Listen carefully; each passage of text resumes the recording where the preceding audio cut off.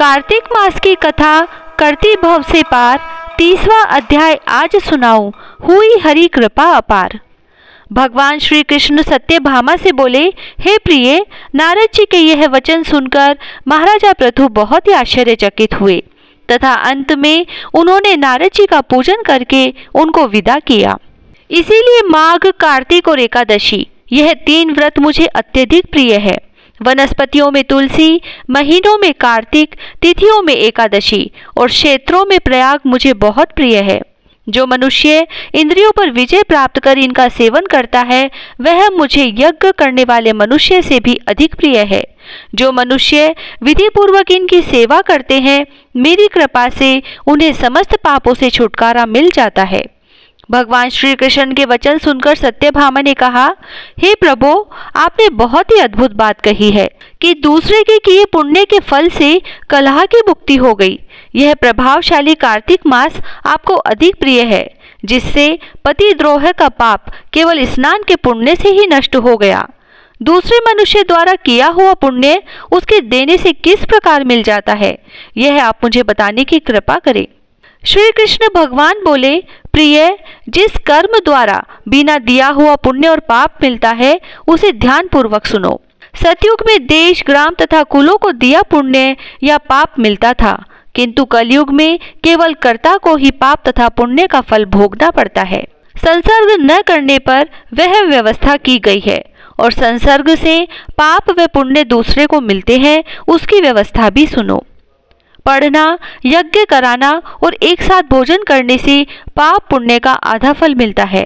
एक आसन पर बैठने तथा सवारी पर चढ़ने से, श्वास के आने जाने से पुण्य व पाप का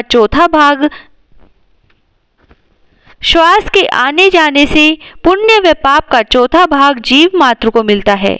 छूने से, भोजन करने से और दूसरे की स्तुति करने से पुण्य और पाप का 6वां भाग मिलता है। दूसरे की निंदा, चुगली और धिक्कार करने से उसका 7वां भाग मिलता है। पुण्य करने वाले मनुष्यों की जो कोई सेवा करता है, वह सेवा का भाग लेता है और अपना पुण्य उसे देता है। नौकर और शिष्य के अतिरिक्त जो मनुष्य दूसरे से सेवा करवाकर उसे पैसे नहीं देते, वह सेवक उसके पुण्य का भागी होता है। जो व्यक्ति पंक्ति में बैठे हुए भोजन करने वालों की पत्तल लांघता है, वह उसे जिसकी पत्तल उसने लांघी है, अपने पुण्य का 6वां भाग देता है। स्नान तथा ध्यान आदि करते हुए मनुष्य से जो व्यक्ति बातचीत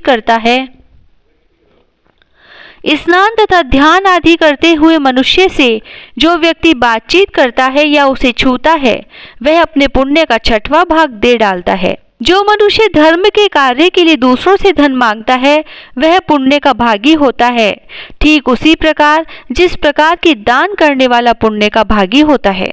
जो मनुष्य धर्म का उपदेश करता है और उसके बाद सुनने वाले से याचना करता है, वह पुण्य का 6वां भाग उसे दे देता है। जो मनुष्य दूसरों का धन चुराकर उससे धर्म करता है, वह चोरी का फल भोगता है और शीघ्र ही निर्धन हो जाता है, और जिसका धन चुराता है वह पुण्य का भागी होता है।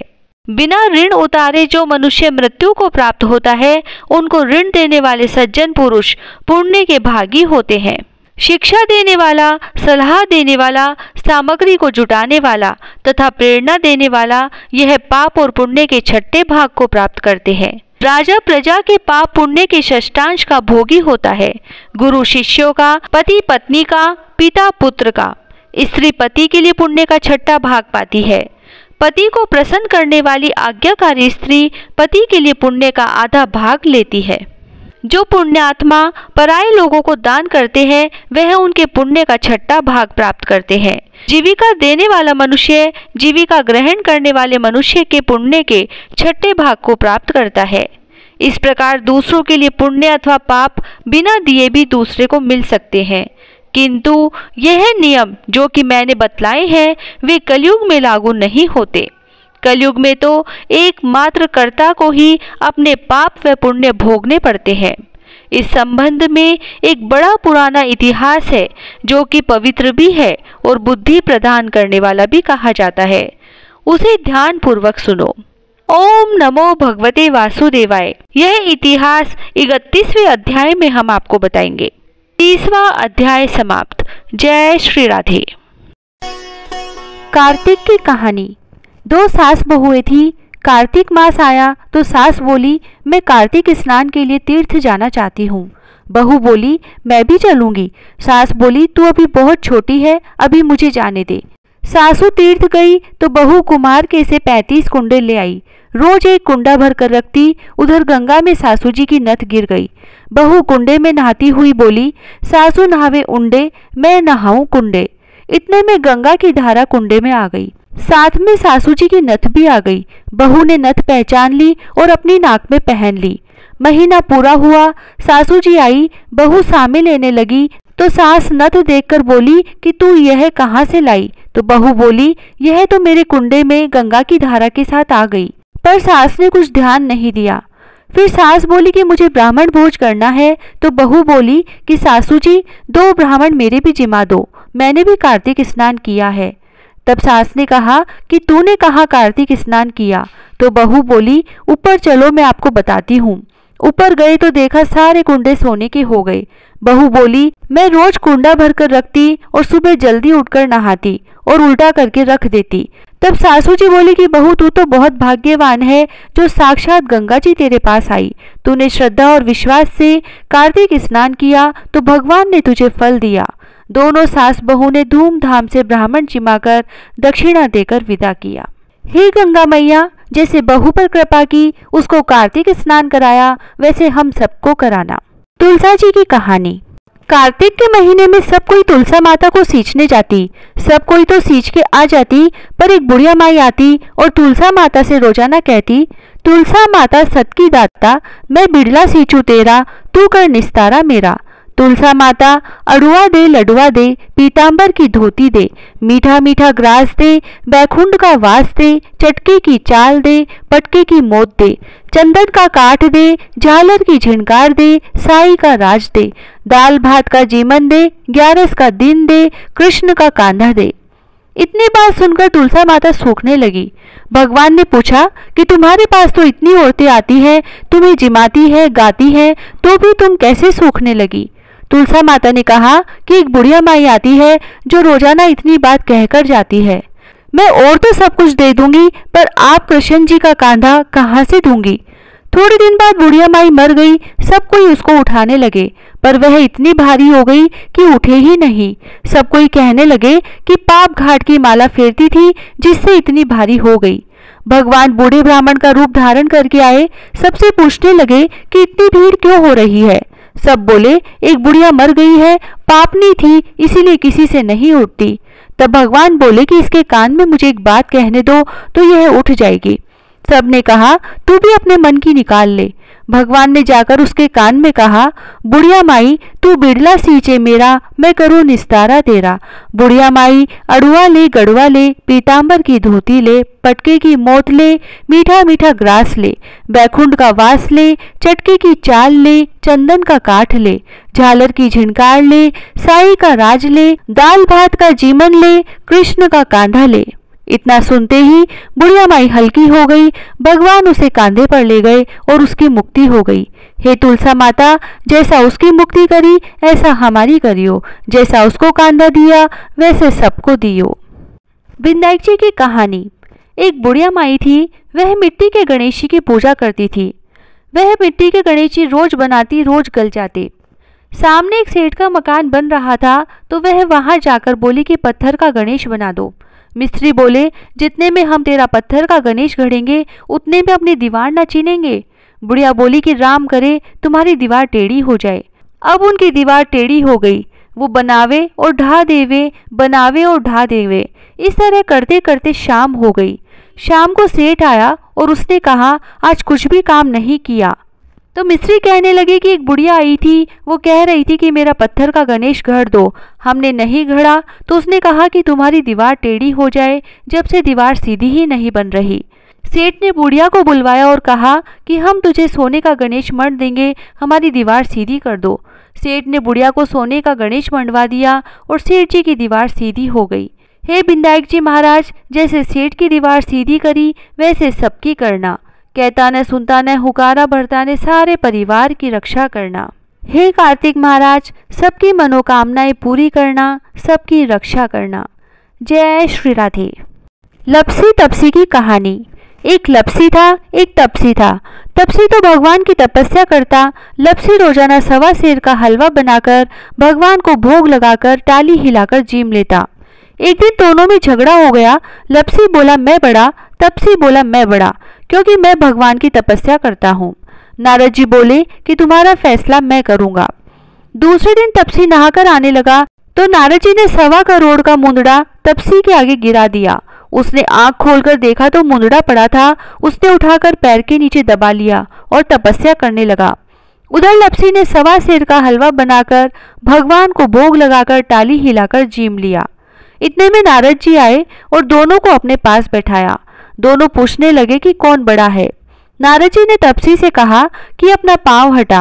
पांव हटाते ही मुंदड़ा निकला। तब नारद जी बोले कि मुंदड़ा चुराने से तेरी तपस्या भंग हो गई है, इसीलिए लपसी बड़ा है।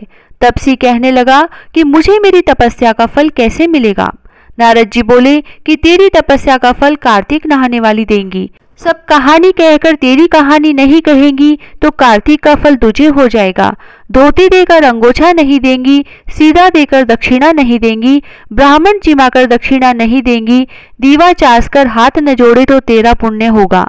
कपड़ा दे के बटन न लगावे, दाहिने हाथ नाड़ा बांधे तो सबका फल तुम्हें हो जाएगा। और इतना कहकर नारद जी चले गए। लपसी को फल लपसी ने हो जो, तपसी को फल तपसी ने हो जो, माँ की कथा कहानी को फल माँ ने हो जो। पीपल पतवारी की कहानी। एक गुजरी थी, उसने अपनी बहू से कहा कि तू दूध दही बेच के आ। वह बेचने गई तो रास्ते में औरतें पीपल पतवारी सींच रही थी। उनको सींचता देखकर बहू ने पूछा कि तुम यह क्या कर रही हो।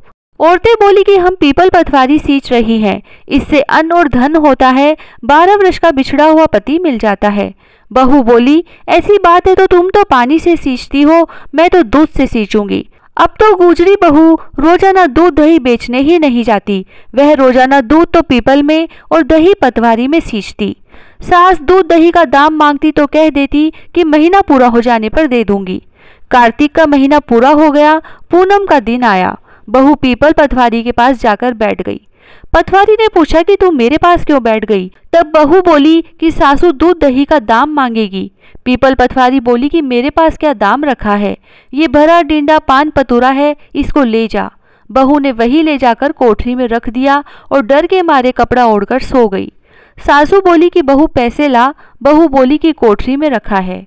सासू ने कोठरी खोल के देखी तो हीरा मोती जगमगा रहे हैं। सासू बोली कि बहू इतना धन कहाँ से लाई।